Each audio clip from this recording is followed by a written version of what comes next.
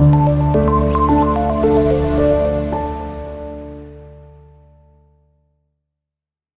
वालेकुम स्टूडेंट्स, आज के इस लेक्चर में हम एक्सरसाइज 1.2 को स्टार्ट करेंगे, जिसके अंदर हम अंडरस्टैंड करेंगे कि टाइप्स ऑफ मैट्रिसेस कितनी होती हैं और हम उन्हें कैसे क्लासिफाई कर सकते हैं और हम किसी मैट्रिक्स को किस तरह आइडेंटिफाई कर सकते हैं कि ये कौन सी मैट्रिक्स की टाइप है। तो स्टार्ट करते हैं।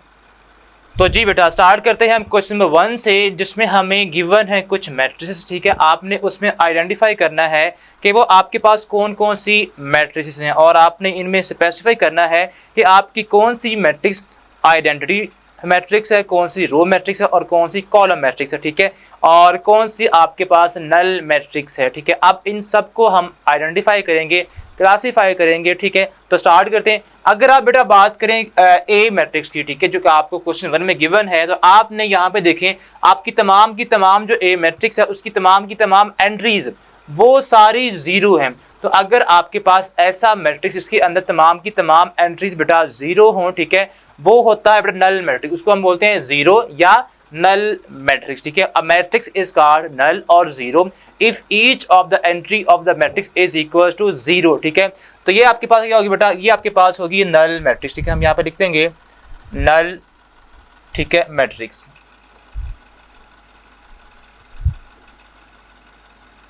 ओके बेटा, अब बेटा नेक्स्ट हमारे पास बी मैट्रिक्स है। हमने ये बताना है कि बी आपके पास आया कौन सी मैट्रिक्स है। ठीक है, तो हमने इससे पहले पढ़ चुके हैं कि ठीक है कि आपके पास रो क्या होती है किसी मैट्रिक्स की और कॉलम क्या होते हैं। ठीक है, तो अगर आप यहाँ पे देखें बेटा, इस मैट्रिक्स के अंदर सिर्फ एक ही रो है। रो बेटा बोलते हैं, हम रिपीट कर देते हैं, रो बोलते हैं जो आपकी हॉरिजॉन्टल लाइनें होती हैं। ठीक है, अब ये हमारे पास एक ही आपके पास हॉरिजॉन्टल लाइन है। ठीक है, अब हम ये कह सकते हैं कि इसके अंदर, इस मैट्रिक्स के अंदर सिर्फ और सिर्फ एक ही रो है। ठीक है, तो अगर आपके पास ऐसा मैट्रिक्स आए जिसके अंदर एक ही रो हो, ठीक है, उसको हम बोलते हैं रो मैट्रिक्स। अब matrix is called row matrix if it has only one रो।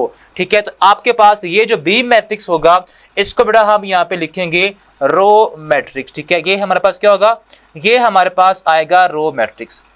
आप बिल्कुल ऐसे ही अगर आपके पास कॉलम एक आ जाए, ठीक है, अगर आप बात करें सी और एफ की, यहाँ पे देखिए हमारे पास जो दोनों आपके पास मैट्रिक्स हैं क्वेश्चन 1 के ही हमने लिखे हैं। ठीक है, अब यहाँ पे एक ही कॉलम है, यहाँ भी एक कॉलम है और यहाँ भी एक कॉलम है। ठीक है, तो अगर ऐसा मैट्रिक्स इसके अंदर एक ही कॉलम हो उसे हम बोलते हैं कॉलम मैट्रिक्स। ठीक है, तो ये आपका बनेगा कॉलम मैट्रिक्स। ठीक है, तो हम यहाँ पे लिख देंगे कॉलम, ठीक है, मैट्रिक्स।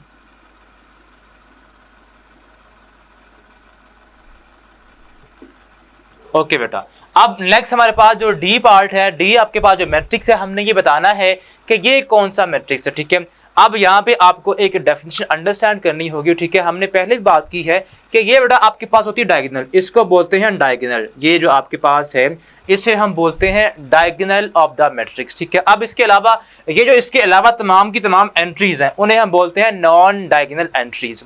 ये होती हैं डायगोनल एंट्रीज। ठीक है, अब इसके अलावा जो भी आपके पास नंबर्स होंगे इस मैट्रिक्स के अंदर उसे हम कहेंगे नॉन डायगोनल एंट्रीज। ठीक है, अब इसके अलावा हम अगर यहाँ पे हमें गिवन हो जो आपका डायगोनल मैट्रिक्स है, जो आपका डायगोनल सॉरी है, ठीक है, वहां पे तमाम जो एंट्रीज आ रही हैं वो 1 हो और इसके अलावा बाकी तमाम आपकी जो एंट्रीज हैं वो 0 हो, तो इसको बेटा हम बोलते हैं यूनिट मैट्रिक्स। ठीक है, ऐसा स्क्वायर मैट्रिक्स इसकी जो डायगोनल एंट्रीज है 1 हो और नॉन डायगोनल एंट्री 0 हो, तो वो हमारे पास बेटा होता है यूनिट मैट्रिक्स। ठीक है, उसे हम बोलते हैं यूनिट मैट्रिक्स, या आप उसे ये भी कह सकते हैं आइडेंटिटी मैट्रिक्स।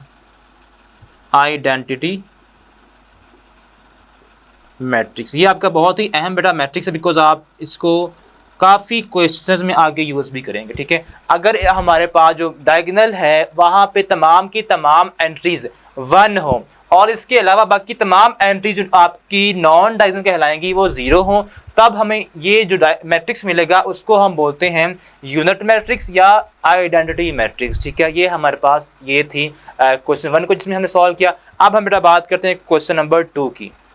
तो जी बेटा, अब जो क्वेश्चन आपका 2 है उसको स्टार्ट करने से पहले हम आपको बताएंगे कि आपके पास कौन सी मैट्रिक्स स्क्वायर होती है और कौन सी रेक्टेंगुलर, उसके बाद रो, कॉलम, आइडेंटिटी और नल के बारे में हम क्वेश्चन नंबर 1 में पढ़ चुके हैं। ठीक है, अब हम जो हमारा मेन टास्क होगा, हमने पहले अंडरस्टैंड करना है कि हमारे पास स्क्वायर मैट्रिक्स क्या होता है और रेक्टेंगुलर मैट्रिक्स क्या होता है। ठीक है, अगर बेटा हमारे पास नंबर ऑफ रोज इक्वल आए किसी भी मैट्रिक्स की नंबर ऑफ कॉलम के, ठीक है, अगर हमारे पास कोई एक मैट्रिक्स है, सपोज हम बात करते हैं कि हमारे पास एक ए मैट्रिक्स है, ठीक है, और इसकी जो एंट्रीज हैं यहाँ पे हम कहते हैं 0 1 2 एंड 3। सपोज हमने एक रैंडम पिक किया है।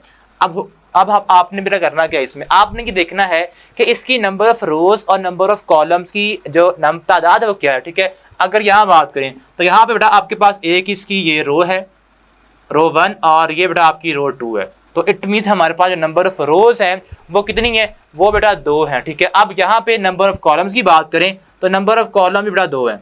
अगर बेटा आपके पास ऐसा मैट्रिक्स हो जिसमें नंबर ऑफ रोज इक्वल आए नंबर ऑफ कॉलम्स की, ठीक है, नंबर ऑफ रोज अगर इक्वल आए नंबर ऑफ कॉलम्स के, ठीक है, उसको हम बोलते हैं स्क्वायर मैट्रिक्स। ठीक है, स्क्वायर की प्रॉपर्टी बेटा अगर इटसेल्फ बात करें स्क्वायर ही की, तो उसमें तमाम साइड्स इक्वल होती हैं। तो आप वही कॉन्सेप्ट यहाँ पे लेके आए कि यहाँ पे भी आपकी रोज और कॉलम क्या होंगी, इक्वल होंगी। तो हमारे पास ये होता है स्क्वायर मैट्रिक्स। ठीक है, अगर हम बात करें नेक्स्ट जो आपका है रेक्टेंगुलर मैट्रिक्स। ठीक है, हम बात करते हैं यहाँ पे एक और मैट्रिक्स लेते हैं, या इसी को हम चेंज कर लेते हैं। ठीक है, 1 और 2। अब यहाँ बेटा देखिए हमारे पास जो नंबर ऑफ रोज हो गई हैं वो आपके पास 3 हो गई हैं। ठीक है, और नंबर ऑफ कॉलम आपके पास 2 ही हैं, ये कॉलम 1 है और ये आपका कॉलम नंबर 2 है। ठीक है, तो अगर पहले केस का ऑपोजिट अगर आ जाए, नंबर ऑफ रोज इक्वल ना आए नंबर ऑफ कॉलम्स की, तो बेटा उसको हम बोलते हैं रेक्टेंगुलर मैट्रिक्स। बिकॉज हम यहाँ पे देखें तो यहाँ पे नंबर ऑफ रोज 3 है और नंबर ऑफ कॉलम्स आपके पास 2 हैं। ठीक है, अ मैट्रिक्स, ठीक है, is called rectangular matrix if the number of rows is not equal to number of columns. ठीक है, तब उसे हम क्या बोलेंगे, तब बेटा वो बनेगी रेक्टेंगुलर मैट्रिक्स। ठीक है, अगर नंबर ऑफ रोज इक्वल आए नंबर ऑफ कॉलम्स के, तब क्या थी वो, तब वो स्क्वायर थी, अदरवाइज रेक्टेंगुलर मैट्रिक्स। ठीक है, ये आपकी प्रॉपर्टी या आप ये कह ले अंडरस्टैंडिंग है इन दोनों मैट्रिक्स की। अब हम जो क्वेश्चन में हमें गिवन है उनको हम आइडेंटिफाई करते हैं, कौन कौन सी आपके पास यहाँ पे कॉलम है, कौन सी रो है, कौन सी रेक्टेंगुलर है और कौन सी नल मैट्रिक्स है। तो स्टार्ट करते हैं। तो जी बेटा, अगर हम यहाँ पे हमने कुछ लिखी है मैट्रिक्स, अगर हम इनकी बात करें तो ये आप देखें जो आपका फर्स्ट पार्ट है उसमें जो आपको गिवन मैट्रिक्स है उसमें नंबर ऑफ रोज अगर आप काउंट करें 1 एंड 2, इसकी 2 रोज है। ठीक है, और आप नंबर ऑफ कॉलम्स को काउंट करें तो ये हमारा बेटा 1 2 एंड 3, तो 2 आपके पास रोज है और 3 कॉलम्स है। तो इट मींस अगर number of columns is not equal to number of rows, तो जी बेटा अब हम बात करेंगे क्वेश्चन नंबर 2 की, जो कि हमने आइडेंटिफाई करना है कि हमारे पास ये आपको कौन कौन सी गिवन जो मैट्रिक्स हैं कौन कौन सी, इनका नाम क्या। ठीक है, अब बेटा अगर आप फर्स्ट पार्ट को देखें, जो आपको फर्स्ट पार्ट में मैट्रिक्स गिवन है इसमें आपके पास आप काउंट करें तो नंबर ऑफ रोज कितनी बेटा, आप काउंट करें इसको, नंबर ऑफ रोज। ठीक है, number of rows is equal to 1 and 2। यहाँ पे हमारे पास 2 रोज हैं और काउंट करें बेटा नंबर ऑफ कॉलम कितने, नंबर ऑफ कॉलम्स। ठीक है,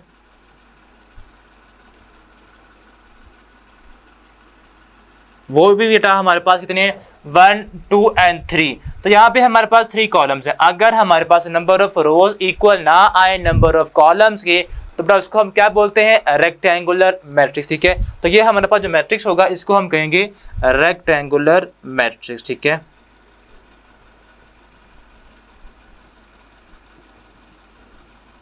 रेक्टेंगुलर मैट्रिक्स।